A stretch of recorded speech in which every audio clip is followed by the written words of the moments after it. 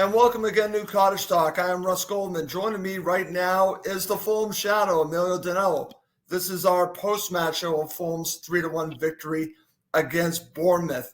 Emilio was there, so he's going to just share his thoughts on it. I've obviously watched it, and I did my 5 takeaways, but now we're going to do a post-match show. It's been a while since I've talked to Emilio, so I'm really excited about doing this. A couple of things I want to mention is that Emilio and I are dealing with some technical issues. I'm going to tell you that my mic is not working right now, so you might hear my audio is a little tinny, so I apologize for that. I have to buy a new mic, so just wanted to be transparent on that. And then, of course, we've got Emilio trying to find a place to do it, so we're both dealing with technical issues, but we're going to do the show because we want to do a show. Emilio, it's been a long time. How are you doing? Yeah, it has been a long time, Russ. I'm glad to be back on show. It's just unfortunate when you normally do the shows after the game. It's normally on Sundays, and Sundays it's always my day of playing catch up with life and all that. But so you've set the tone here because literally I've got a few technical issues. My wife's got she's on her own computer, even though it's a shared computer. So hasten to add, my laptop literally needs a new battery. My work laptop is blocked using StreamYard and others. So I'm now using my mobile phone. So that's fourth attempt to get on here. So, but yeah, it's been a long time. I think it's the Shadow is back. Happy to talk about a Fulham victory, a much needed Fulham victory. A good performance overall. We'll talk about that on the show today. But despite the stats, which I'm sure you'll bring up, Russ, there's only one statistic that matters. That's the score line. So that's right. 3 points. Difficult game against Villa, but we can start breathing a little bit more. Every game, every point, we're crawling to safety. Then we can start to relax and enjoy ourselves a little bit more. But yeah, it's not all doom and gloom at Fulham Football Club. We should be quite proud. Semi-final against Liverpool, which we nearly took them to extra time. Essentially, if we scored that last late goal at Craven Cottage, quarter-final of the FA Cup last year, 10th place in the league. It could be worse, right? It could be worse as a Fulham fan. I know Fulham fans won't be happy with the squads. We've all been a little bit vocal towards our owners, but could be better, but it could also be a lot worse. Totally agree there, Emilio. It really could be. And what's interesting about this, and we're going to talk about a Fulham victory here, if you look moving forward, I think it's only going to get better. I know the opponents get harder, but we have 2 players coming back from the African Cup of Nations. Mm-hmm. So for me, getting all 3 points against Bournemouth was massive because now you can build on that, and you should be better as a team with these 2 key players returning, Emilio. So when I watched this performance, and I've actually listened to a lot of talk about this from the Bournemouth perspective, they were obviously very upset about the loss. I listened to Back of the Net, and they were, I wouldn't say discounting Fulham, but they were not giving Fulham enough credit, in my opinion, because they thought they were going to roll because of the first matchup. Yeah, I knew it was going to be a little bit different, so I think maybe some of the supporters didn't give Fulham enough credit, and then, of course, Fulham win, and they are not feeling too good about their team. But you know what? This is a Fulham show. Enough talking about Bournemouth supporters. You're right. You're right. Because I was on the 12th Man podcast last Thursday night, and there you've got literally those Bournemouth fans on there, Brentford, and the Bournemouth fan there was, it was piping up, saying, 3-0 victory against Fulham. I said, yeah, that was, we want to avenge that poor performance at Boxing Day. He said, we've never lost at Craven Cottage since the 90s. And I said, keep saying that, because good runs always come to an end. So keep saying that. But there was an air of arrogance in that show last week, thinking, well, actually, we're among, we're literally neck and neck in the table. Don't discount Fulham, give us some credit. But it just felt like they're bound to win because their record at Craven Cottage is always very good. But I said, okay, let's see what it looks like on Saturday afternoon, and then we can review next week. And I haven't heard from him since then. So again. They might be disappointed, but we were disappointed with the 3-0 defeat on Boxing Day. So it works both ways. It does, Emilio. And listen, both clubs, it's funny because I went on a podcast talking about Bournemouth to preview the match, and I could just feel nothing against the supporter of Bournemouth, but I felt some very good confidence going into that from their perspective. Again, going on the first time that we played each other. However, he told me something interesting, and I think it's going to be a theme when we talk about this match, that there was a weakness there with Bournemouth, and Fulham took advantage of it. It was going to be at right back with Adam Smith. Fulham's left-hand side dominated. And Yes.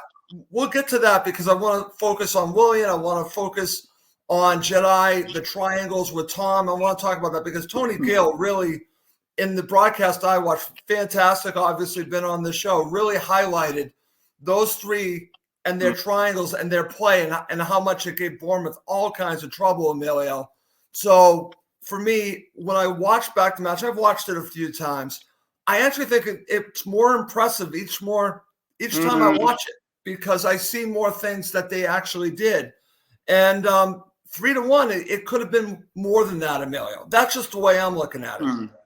Yeah, and overall, the scoreline is what counts. And I think if I look back at the amount of key saves our keeper had to make, he made a good save in the first half. A couple of moments in the second, but despite all their corner, in the second half, they didn't really trouble our keeper. Again, Tim Ream was a colossal in defence. Cleared every header, won every header, and those corners were very good. If only we had corners that could hit that sweet spot each and every time, we'd certainly score a lot more goals from set pieces, certainly from corners. But they had well over 10 corners in that second half, just banging them in the same place, but same outcome each and every time. So we defended resolutely.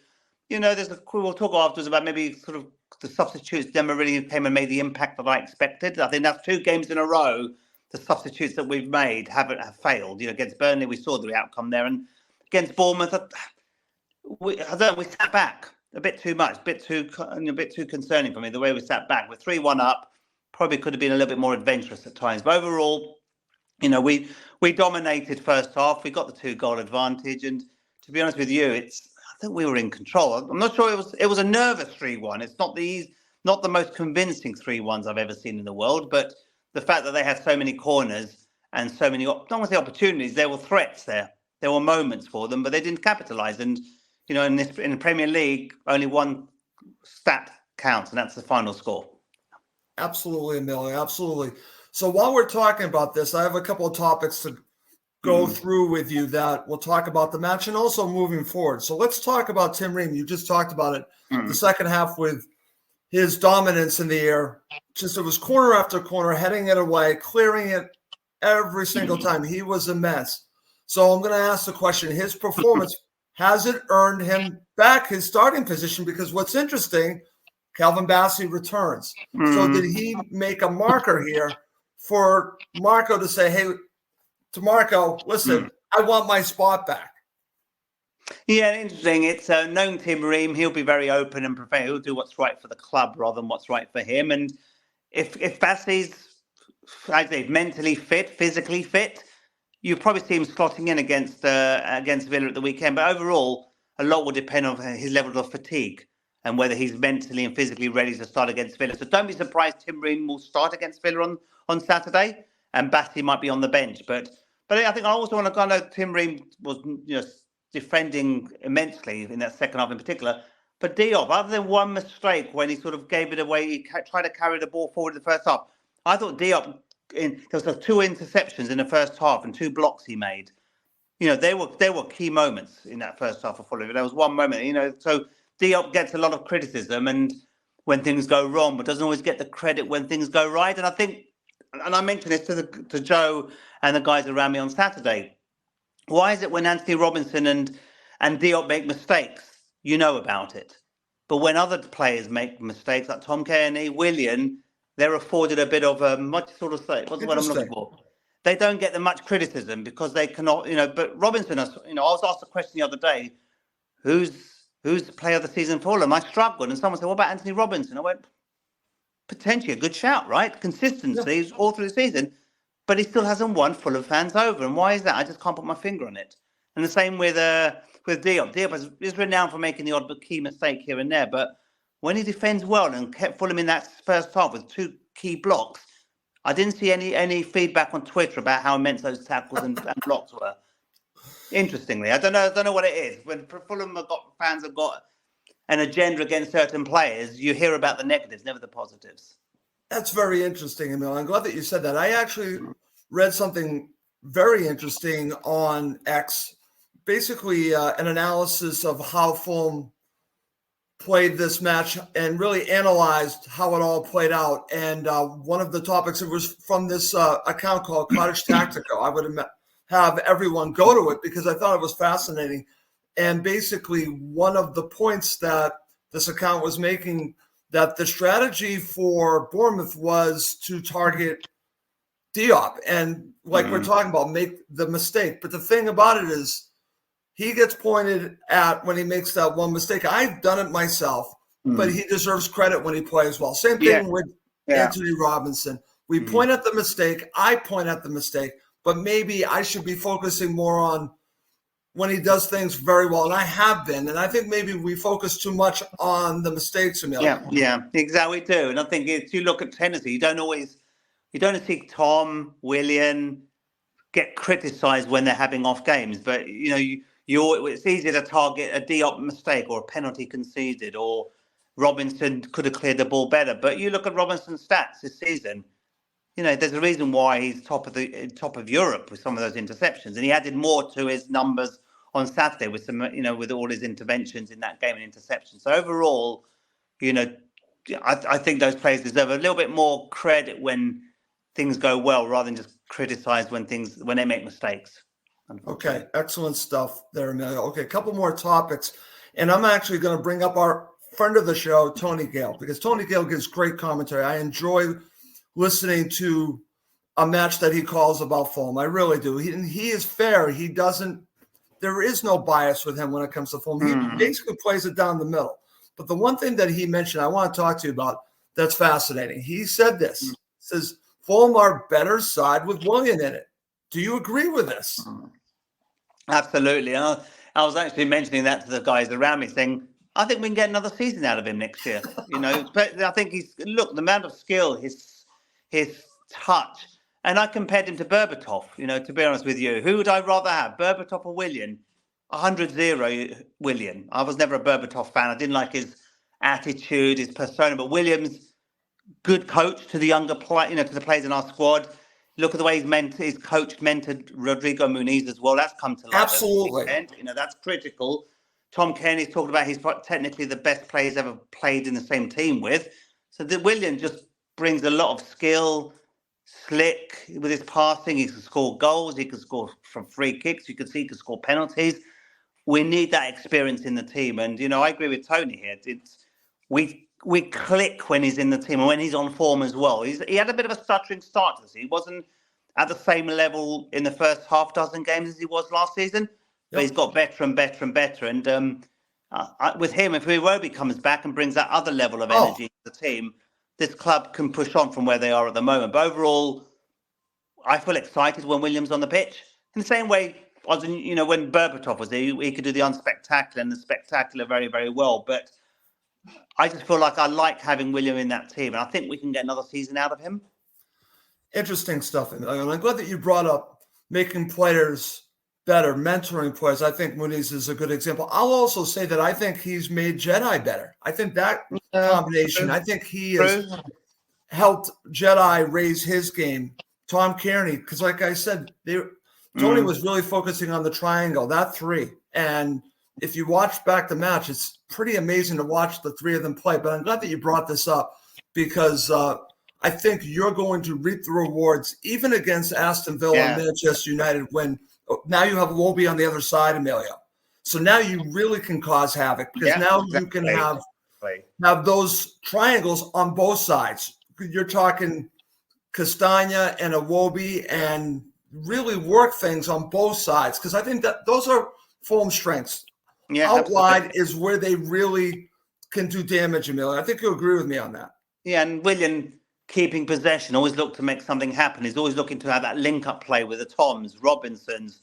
At a time with Pereira as well, when Pereira sort of, got his head in the right place. But I think the key thing, William, something's going to happen. I always feel like he's excited. I'm excited when he's on the board. And at times it can be a little bit predictable when he's trying to go, trying to get those long-range spectacular shots from outside the area, which he is entitled to be honest with you. But at times, it's without him in the side, we look lethargic, we look slow, and we look devoid of really attacking threat.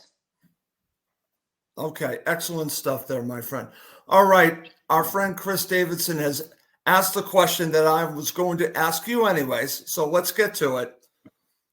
Muniz or Broja going forward, okay? Because I was going to bring this up to you. He read my mind. I want to get your thoughts on Rodrigo Muniz in this match, and then, of course, as Chris has mentioned, moving forward. Then look, everyone's been critical of him, me included. We thought he didn't quite have the pedigree and the attributes to perform at this level. It's only 2 games. He's broke that duck at Burnley, which was critical. And look at the confidence that generates.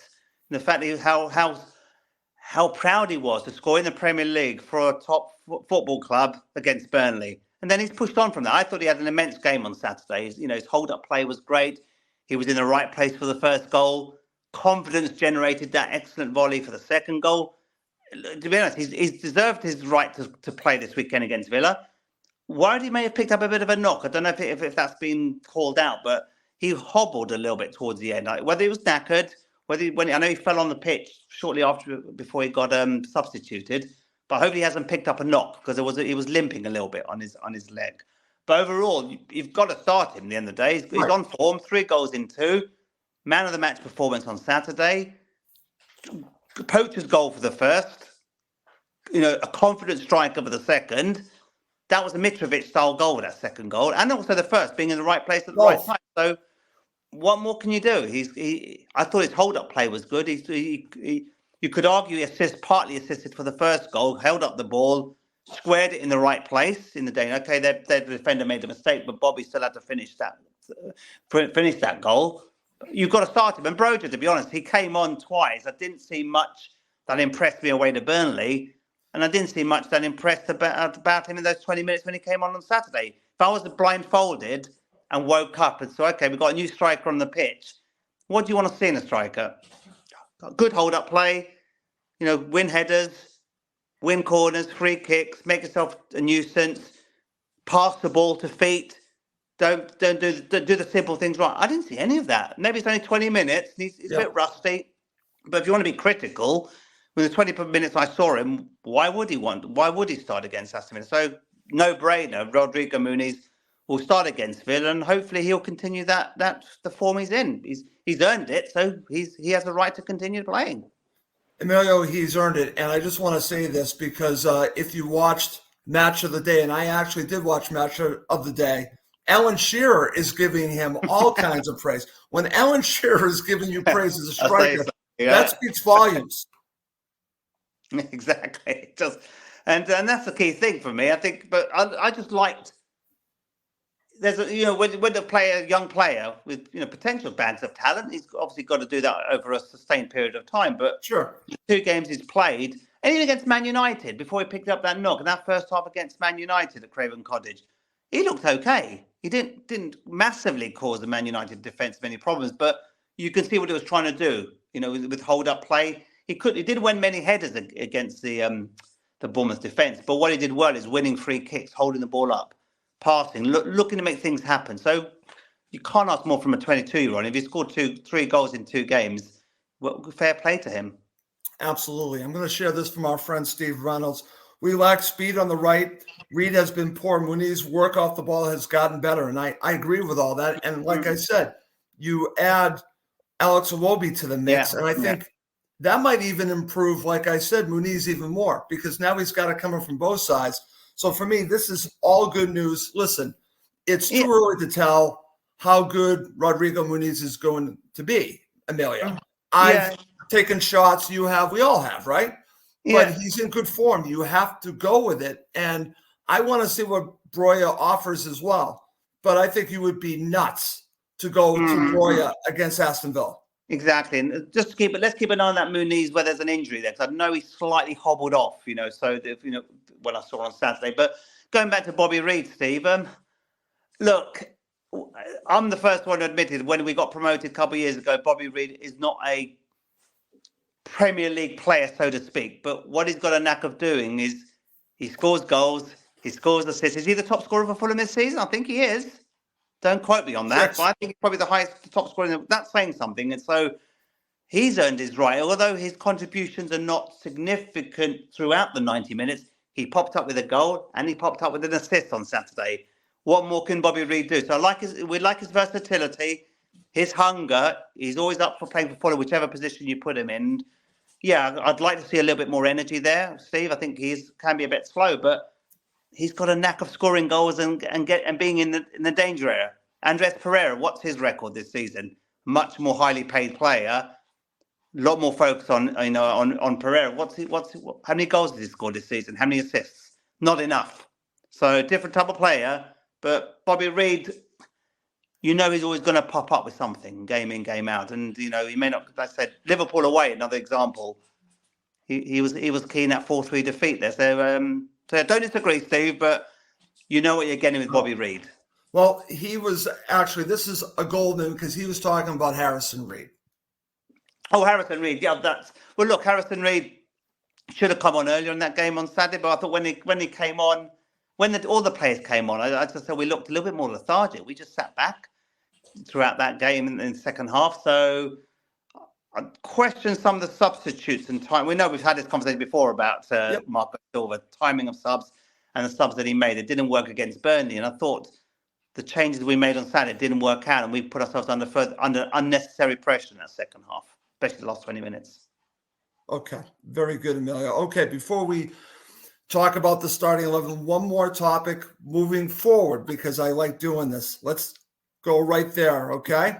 Let's talk about Bassey and then, of course, Iwobi. If you're watching live, feel free to share your thoughts on this. Do Iwobi and Bassey come straight back into start against Aston Villa if fit? I'll put in that if ready to go. If they're physically fit, rather than, or sort of like say, if they've got the capacity to come straight back from a long, tournament and come back in, I would say Iwobi, I think, will slot in immediately. I think, I'd bring him straight into the mix. Bassey, I think if, Diop had a solid game against Bournemouth, Reed was colossal as well. I'd be surprised if he changes it unless he thinks Bassey's physically in the right frame of mind, physically, after a long tournament.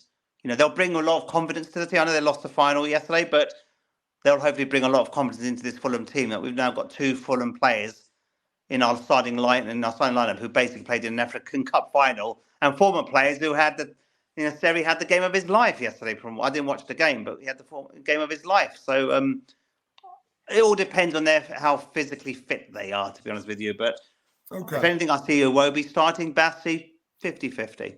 Okay, excellent. All right, Emilio, let's go to talking about the starting 11. I got to tell you, I did a preview show, and I basically went with Broja starting in the match. And I have my platform as my number one key was getting him involved early and often. Then he doesn't even start. Then I turned into my takeaway as talking about Rodrigo Muniz getting the ball early and often, which Fulham did. So were you surprised that Broja didn't start? Any other surprises that he went with Muniz in that starting 11? I thought Muniz would have started, and I understood whether there was some speculation that Broja may have had a slight knock in training last week, which may have partly resulted in him starting on the bench rather than starting. But he scored against Burnley, and I thought he had a good game against Burnley, so that would have been harsh on him and his confidence if he was dropped or put back on the bench against Bournemouth. So I think Silva got it right. Obviously, clearly he did, because he was man of the match. But overall, I thought it was pretty much the lineup I expected, to be honest with you. I'm glad to see Wilson back from injury. And that was a little bit sooner than expected. I didn't expect him to be on the bench so soon. Everyone seems to be happy that Traore is suddenly back in the mix as well. So maybe he offers a bit of something different, a bit like Kamara used to give us a few seasons ago. So, unpredictable and could do the spectacular or unspectacular. But I wasn't necessarily too surprised at that lineup. Castagna, I know Tete had an injury, but if Tete was fit, Castagna's been pretty solid in that position most season. And, so no surprises with that lineup, really. Okay. Very good. All right. I have a couple more comments before we break down this match. This is from Chris Davidson, going back to talking about Iwobi and Bassey. It may be too soon after a long, hard tournament, both on the bench. Yeah, I see where you're going on, Chris. Yeah, my point. Yeah, I think so. It won't be potentially. I think Bassey will definitely start on the bench. Ream and Diop had a pretty steady game on Saturday, so neither should be dropped for Saturday. They did. And I'm glad that Black, White, and Fred brought this up, because I saw this on X. Okay, this is actually pretty bad. disappointed to see the abuse Iwobi has gotten from the Nigerian fans. This is actually terrible. If you go on X and put in Alex Iwobi, you're going to see it. And it's not good, Emilio. I don't get this. Listen, I'm going to be the first to admit it. I didn't see the match. But I don't get abusing one of your own like this. And he's gotten a lot. Yeah, absolutely. Disgracing. I haven't seen the I've not been on Twitter or X today, or didn't see the match myself yesterday. But this is the same. It's the same as I say about Fulham fans. Right? I don't think Fulham fans will get to that extreme when things go against us. But many fans, we all criticise players when things go wrong, but I don't think we give our team enough credit when things go well. And where's the thanks to Iwobi that he helped them get to the finals because they lost a big tournament, a big final. It's disgusting, really. But I can only speak to us on behalf of Fulham fans, and sometimes I see the abuse our fans give to players unnecessary at times. Okay, very good. All right. Coming up next, Emilio and I break down the match, and then we end with man of the match. Okay, my friend, let's go and break down the match. Let's go through your first half analysis. Let's just talk about the first half, then we'll talk about the goals and some of the other key moments. So I'll just share my thoughts on watching the first half. And Fulham came out very strong out of the blocks, and they were dominant, Emilio. They deserved to be up 2-0 at the half. Dare I say maybe even more than that, because they played very well. And like I said, I've heard all the excuses from the Bournemouth supporters talking about how badly they played, right? Well, there's a reason why they played badly. Fulham made them look that way. So for me, I thought it was a very good performance and something to build on. Like I said, that's what we're talking about. The first half was a really good performance. The second half was just seeing out the match, finding a way to get all 3 points, which they did. So for me, the first half really just showed that Fulham can play with anyone, and they played well in that first half. Emilio, your thoughts? Yeah, I think we got out of the blocks very early, high press.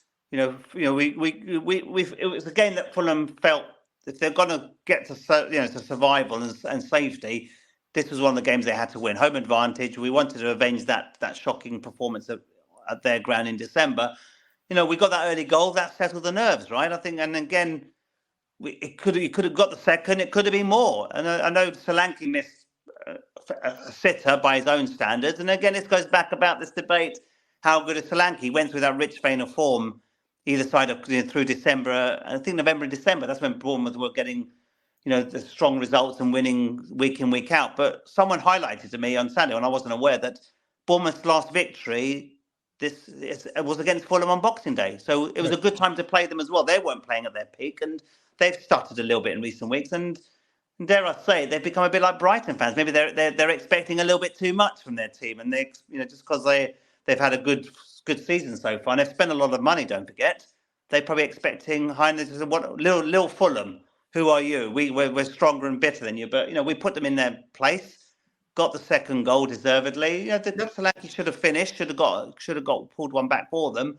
But overall, we controlled that game, other than a couple of lapses of concentration here and there. But overall, very happy with that 2-0 performance. Again at times, I saw Marco Silva telling his players just to calm down a little bit. 2-0 up, close the game out, go into half time. Don't leave any gaps to the back. There are times when the eagerness made them get a little bit too carried away, and I thought, well, actually, we're going to slip and make a mistake here, which we know we're renowned for doing. But closed the game out at half time, comfortably leading 2-0. And if you look at the stats first half, they reflected that. We were higher possession rates, more shots on goal. Clearly, we scored the 2, and we put them under pressure. Let's be honest. It goes back to my point about Bobby Reid. He has a knack of finding himself in the right place at the right time. The defence made a mistake. Bobby Reid still had a hard job to finish, but he coolly finished at the back and slotted the back of the net.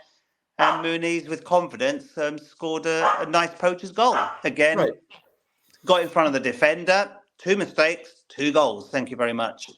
That's great, Emilio. And the other thing I want to mention about the first half, and again, I would recommend people go into the X account of Cottage Talk, where they talk about how Fulham basically bypassed the press, because I kept hearing about how incredible this Bournemouth press is.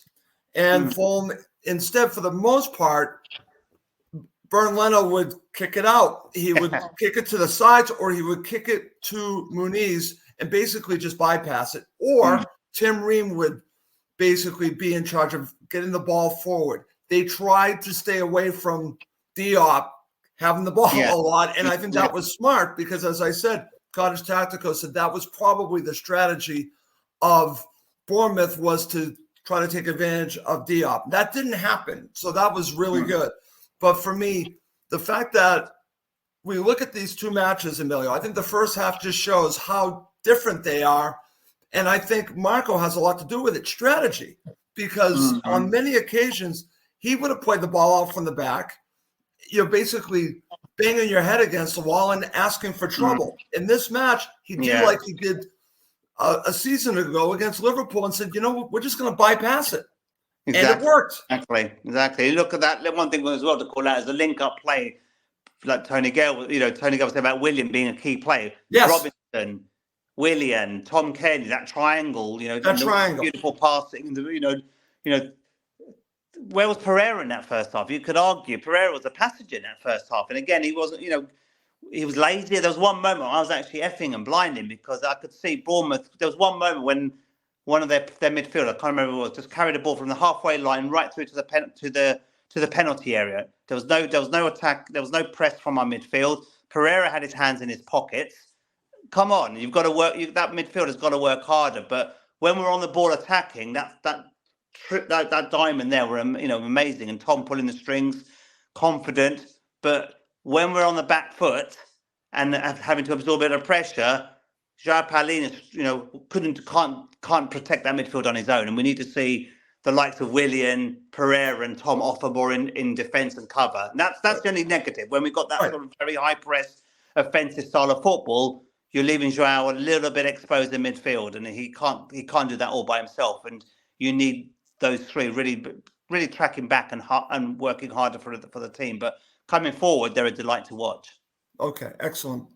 Now, let's talk about the goals. Let's talk about the first Fulham goal. And like I said, the focus here, when I've been reading and listening to, has been the mistake, the fall of the Bournemouth player. Okay, I get all that, but I think what people are missing out on is the play from Muniz, and then obviously you can say that it was just a mistake or just a fall, but Bobby Decordova-Reid takes advantage of it. Was in the position to take advantage of it, Emilio. I think that gets lost in this, first goal. Exactly. And Muniz, again, it wasn't the strongest ball when he squared it across, but it was in the right place, right? And again, he put it in the right place. He was, the defender stood off Muniz, so Muniz done well to put the ball in that danger area. And like you said, if you're putting the ball in the right place, you're going to force defenses to make occasional mistakes. We do that ourselves. We often make mistakes in key areas, then we get punished for it. And this time, Bournemouth made the mistake. Bobby in the right place. You had the right person there, shall we say, in front of goal there. Anyone else, I would have been a little bit more sceptical. But Bobby, with the pace, in the right place, and he only had one thing on his mind, and he buried it in the bottom corner very comfortably, proving that he's our top scorer of the season. Oops, sorry, that was my phone that just fell over.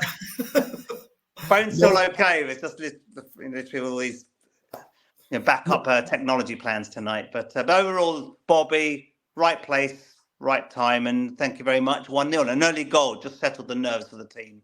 Absolutely. No, I want to share this comment from Chris Davidson because Chris always likes to be proven right. We'll give this to you, Chris. Tom Kearney, I told you guys a long time ago not to write him off. You were right about that, Chris. Yeah, I'll give you your credit. In the form of his life, Chris. He's playing fantastic. Chris is right. Yeah. He's playing fantastic. We'll give Tom Kearney all the credit that he deserves. He deserves all of that. All right, Emilio, let's talk about the second goal. So this is great. You've already mentioned it, and it's been described as a poacher's goal, and it is. So let's talk about Rodrigo Muniz scoring Fulham's second goal. Again, Bob, cross into the box. Bobby's little knockdown with his head, getting in the right place, right time, causing a nuisance, and just the fact that the Muniz, with confidence, a spring in his step, had the audacity, you could argue, to get in front of the defence and just stick his foot out and bury it in the back of the net. Would he have done that 2 weeks ago? Potentially not. Again, it's those little moments. You can't put a price on it, but psychologically, he's broken his Premier League duck a week ago, and now that breeds confidence. I'd argue if that had occurred 2 weeks ago, he would have been second to the ball. He wouldn't have got there first. Agreed, Emilio. Okay, so let's now move to the second half, and Fulham are up 2-0 heading into the second half. And unfortunately, and this happens all the time, they get the goal. Now, this is, again, off of a corner. I want to give them credit for this. So your thoughts about the Bournemouth goal, which made it 2-1? It was coming, I thought. Bournemouth, obviously, I was saying at the time, 2-0 up, they're going to leave gaps at the back. So I wasn't confident they would score. I thought maybe we would keep it tight. They would leave gaps at the back and maybe we'd go and score a third. But it's just a little bit of hesitation in defence, a little bit sloppiness. We didn't clear our lines appropriately. And I'd argue they deserved that goal. They started that second half quite well on the front foot, pressing us back. We were struggling to contain them. Again, this is what I find frustrating seeing Fulham this season is when we're slightly under pressure, we keep giving the ball away cheaply. So even when we're comfortable on the ball, how many times do we give the ball away? Don't pass the feet. We give a cheap throw in. We give possession away when we're slightly on the back foot. That frustrates me. They play the basics well. When you're under pressure, you do the basics. You pass the feet. You try to hold the ball. Don't give the possession a free hit to get possession back and put pressure on the foot. And that's what happened in the second half. If you look back at those first 10 minutes or so, how many times did we give the ball away? You could argue Bournemouth pressurised us to make mistakes, but there were some basic errors across the Fulham team throughout those first 10 minutes. And Bournemouth deserved that first goal. I thought, here we go again. Burnley revisited. And I thought, this is not good. We've dominated the first half, and now we're only one goal ahead. But they deserved it. We made some mistakes. We didn't clear our lines. And a lot of it's a bit of sloppiness at times when we give the ball away cheaply. If I remember rightly, and I haven't seen the replay, Fulham were attacking about literally less than a minute before their goal. Yeah. I can't remember if we didn't get the free kick we expected. They then got a throw in, attacked, went back into the Fulham penalty area. We didn't clear our lines, 2-1. But if you look the preceding minute, I'm sure there was a moment that either our player got a foul, was fouled, and we didn't get the decision, or we gave away a cheap throw in, which resulted we lost possession, and then we gave them the initiative. So, but I haven't seen the replay, but something I recall just before their goal. I don't know if someone who's watched it can remind me, but there was something in a minute or so before. Okay, my friend. All right. So what's great is that Fulham responded almost instantaneously. Now, what's interesting about this, and I've watched this back several times, I don't have a great view of it, but I know the Bournemouth supporters are very upset because they think the ball went out of play. It's very close. It's extremely close. I would recommend everyone going back. It almost looks like the ball goes out of play. It could have. Regardless, play continues, and then we have the play that ends up to Willian eventually. Well, Kearney gets it to Willian, and then Willian's cross. Just amazing. And what's interesting about this, if you watch this back, you will see Muniz basically pointing to where he wants it. And on a plate, Emilio, this was a great goal from Rodrigo Muniz, 3-1. Yeah, absolutely. Right in front of me. You saw the beautiful build-up play between Tom, Willian, and peach of a cross, right? Exactly a striker's cross there. And how many times have we seen Mitrovic bury goals from the same position? So Muniz, again, 2 weeks ago, he would have probably kicked that into the Hammersmith end and way above the goal. But he timed it to perfection. Great cross and a great volley, a great strike. That's a striker with confidence, really. I know it's only 2 games, 3 goals in 2 games, but there's a lot this guy potentially has on offer now. And again, what else can he do? Let's not.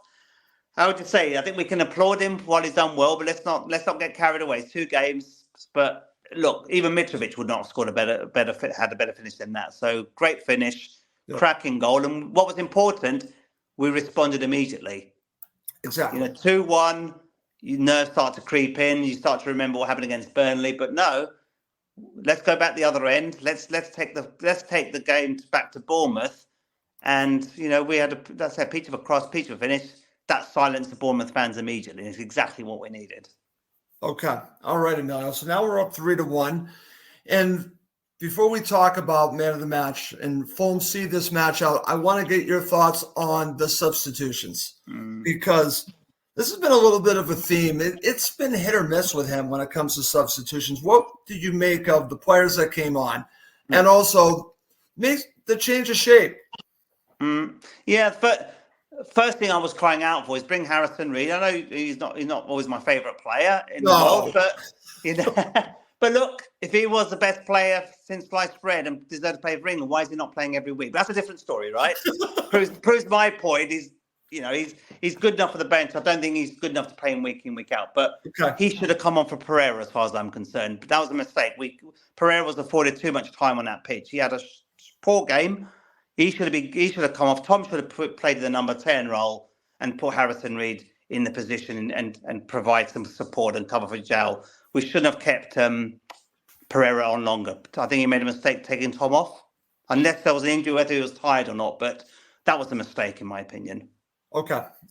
It's funny because I was listening to a podcast that said that potentially Tom might just be a 60-minute player at this point. What are your thoughts about that?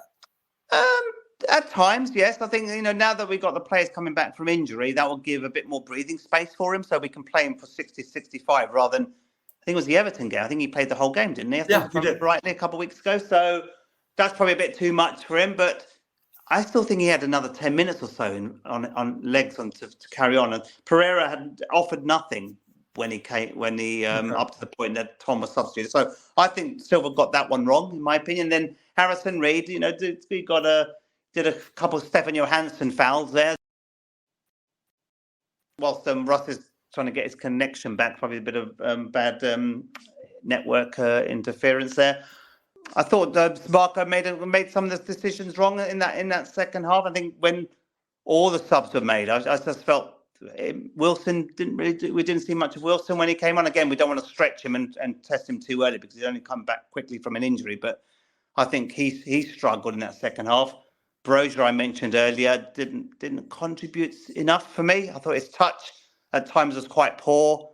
Didn't look like the multi-million-pound striker that Chelsea paid for his services. And Harrison did the job he was meant to do. Let's not beat around the bush. But overall, we lost balance, we lost speed, we lost quality, and the team looked a little bit, I don't know.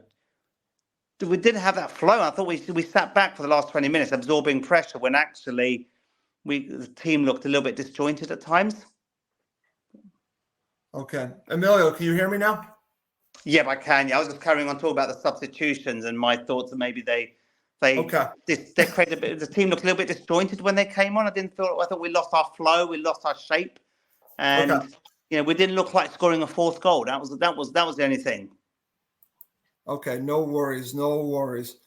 Okay, all right. Let's end the show because my internet connection, I don't know how it's going to hold up. So why don't we just go to man of the match? Give me your man of the match, Emilio. No two ways. Rodrigo for me. I thought Rodrigo, we've talked at length in the show tonight. He was man of the match for me by a fairly country mile. Tim Ream, good call. I'm going to call him out because he headed everything in the second half, especially those corners. We had to absorb. How many corners did Bournemouth have second half? In double figures. But ultimately, I don't think Ben Leonard had to make a specific save from those. So that's testament to Diop and to Tim Ream. So probably Tim Ream was number 2 play for me. And I thought and Robinson and William on the left looked very exciting, quick. They were on it on Saturday, weren't they? And I think the only other thing as well, the other thing that makes me feel nervous is Ben Leonard's one moment in the second half, again in no man's land, like he was against Burnley. I don't know what he was up to in that second half. There was a moment when that could have gone against us. We got away with a little bit of blue murder there. But Ben Leonard, I'm not sure your decision making at times is starting to make me feel a little bit worried. Russ seems that he's lost his internet connection again, guys, on those watching. So. So for me, do you all agree Mooney's man of the match? What are the other people saying? All right, good stuff there, Emilio. So, like I said, we're having some internet connection where I am. Yeah, Chris was just saying Russ has turned into the shadow. Good comment there, Chris. Yes, Russ' connection is not very good tonight. Steve Reynolds, how long do we play Andreas? I agree with you. I think it's. I think with Iwobi coming back, you might see him, maybe starting on the bench in a couple of games coming up. Steve Reynolds, you're saying Muniz and Ream. You agree with me. Chris Davidson, you can't argue Muniz from man. But William ran him close. Ream and Diop deserve a mention. Yep, definitely. Ream, definitely agree with you there. And Diop, I mentioned earlier, I thought Diop, other than that one mistake in that first half when he carried the ball and gave away cheap possession, I thought he looked pretty immense and was probably more spectacular than Tim Ream in that first half. Chelsea losing again. We can finish above them again this season. Oh, are they? I'm not seeing what the Crystal Palace game, but if anything, I want more Palace to lose that than Chelsea. Yeah, Mooney's definitely from Nick Townsend. So overall, everyone seems to be pretty much agree with me, and I think the Fulham FC man of the match was also Rodrigo Muniz. So we've got Villa coming up on Saturday at home. What are people's thoughts? If you want to drop your message on the chat, I'll read some of your comments in a moment. But Villa lost at home to Man United yesterday. They're slightly, maybe a little bit stuttering. They were unbeatable at Villa Park for the best part of this season and lost. I think they won about 17 plus consecutive games at home. So they've started off late. They lost to Chelsea in the league in the cup last week. They lost at home to Man United. So they're going to want to turn that around and need to find a way to beat Fulham. But we've got our players back from injury, players back from international duty. So that's actually going to be a very interesting game. I think we're going to see a very interesting game against Villa. A very open game, Russ, for two teams who want to play football, offensively. And Ollie Watkins, dare I say, is not necessarily in a hot run of form like he was a few weeks ago. So he made a couple of mistakes yesterday. I think he should have been more clinical. Yeah. But I think it's going to be an exciting game against Villa on Saturday. It's going to be an open game and probably a good game for the neutrals. Emilio, I think I'm finally back. Are you hearing me? Yes, I can. Yeah, I'm just going through comments on the chat and also just talking about the game against Villa coming up this weekend. Prediction against Villa. Kamal, good question. We're at home. I'd probably say 1-1. Again, Villa not going to be easy, but they're beatable. I think I agree with Steve Reynolds. Villa are beatable. They're not playing to the level they were, say, 4 to 6 weeks ago. With our players coming back from injury, we'll have hopefully a full-strength squad. They're not going to find it easy. So I think 1-1, but don't be surprised. I think Fulham can get something from this game. We can get the 3 points, in my opinion. And we can relax a little bit more. We've beaten Bournemouth. We've got that's a more important win, arguably, than a game against Villa. So got the 3 points. We can relax a bit against Villa. And why can't we? Can't we beat them? Why can't So we're at home. That's the key thing. And last year we thumped them 3-0. And Gerrard got sacked straight after that game, if you recall. Any other predictions from the people watching the show tonight against Villa? Kamal, it's a balanced opinion. But yeah, I tend to be very...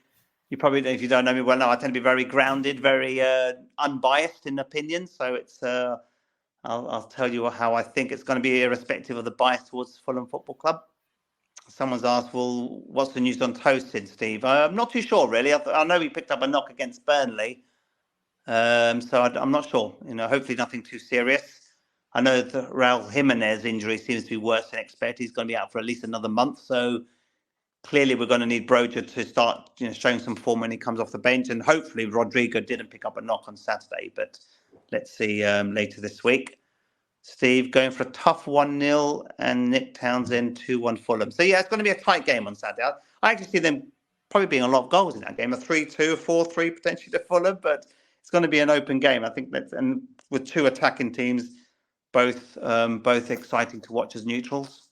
Russ, are you back? Yeah, I'm back. Let's wrap this up, my friend. Final thoughts, Emilio? No, good show. Despite we both had technical issues from a different perspective. Always good to do a show when Fulham win, and when Fulham win deservedly, not by luck. Despite what the Bournemouth fans think, at the end of the day, we're above them in the table, so they can go back to the South Coast and start complaining about other things. But overall, most Fulham fans are grounded. We've got the 3 points. We can start to breathe a little bit more. Survival looks fairly likely now. We just need a couple more wins to guarantee it, and we can play with a little bit more confidence now. We don't have to worry. We've got players back from injury, players back from international duty. We've got 15 games to look forward to the end of the season. Let's pick up as many points as we can and push up that table, because if Chris is saying Chelsea are losing tonight, then who knows? We beat Villa at the weekend. We can leapfrog our lovely neighbours at Chelsea. So, yeah, overall, thank you very much, Fulham. Good victory on Saturday. Look forward to seeing you play against Villa on this coming weekend. Thanks for watching the show, everybody.